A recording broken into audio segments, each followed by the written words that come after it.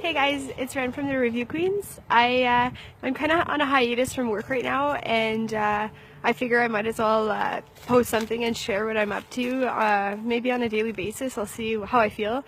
But today I I put on some Long Johns actually. I never usually do that, but I knew I wanted to bring Sprocket for a walk, and I wanted to bring her for a walk, and it's almost -10 today, and it kind of feels like somebody turned a switch to winter, and here we are with a lot of snow and cold. So yeah, I just wanted to share with you something else I did before I went for a walk. I had some wood in my car, and I've kind of been sneaking some firewood from my parents' house because we're kind of lacking some here, and I wanted to stay warm in the shed I was working on. I was painting yesterday all day.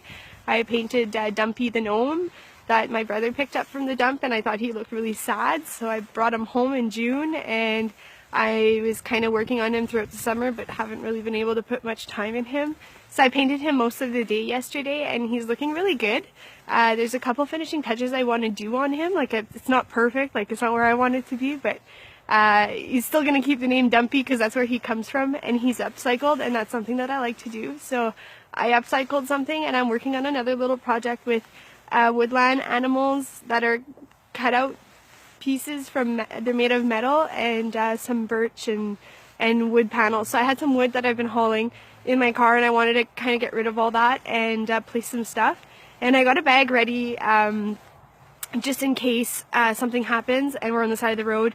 You know, we want to have some extra blankets and mittens, and I have a bunch of toques in there, and you know, some scarves, and I put some plastic bags in case your boots kind of get wet and your socks are wet. So what you can do is you put on a fresh pair of socks, which there's a couple pairs of socks in there, and then you wrap your dry sock in the bag, and you put it back in your wet boot, and at least your feet will still stay warm for a longer period of time if that's all that you're left with and you have no other option.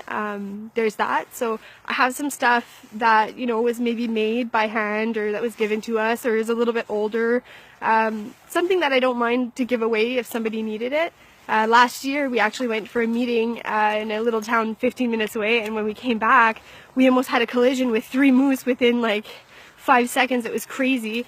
And after the next little bend, we kind of slowed down, and there was a car that had actually collided with one of the animals on the road. So we ended up outside for an extra 2.5 hours, and I didn't have a whole lot in my car. I had a little bit of stuff packed at that point, but not quite. So this year I wanted to add that we had some safety vests. So I put some hunting vests in the bag that I usually have in addition.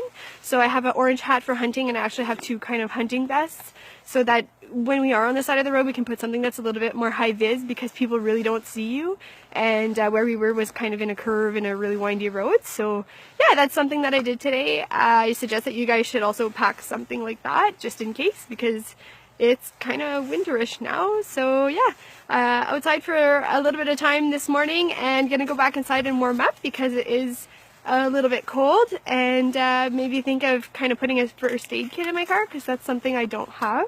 So I'm gonna maybe work on, see what I can find around the house to make up a first aid kit, and I will check in again soon. Bye guys.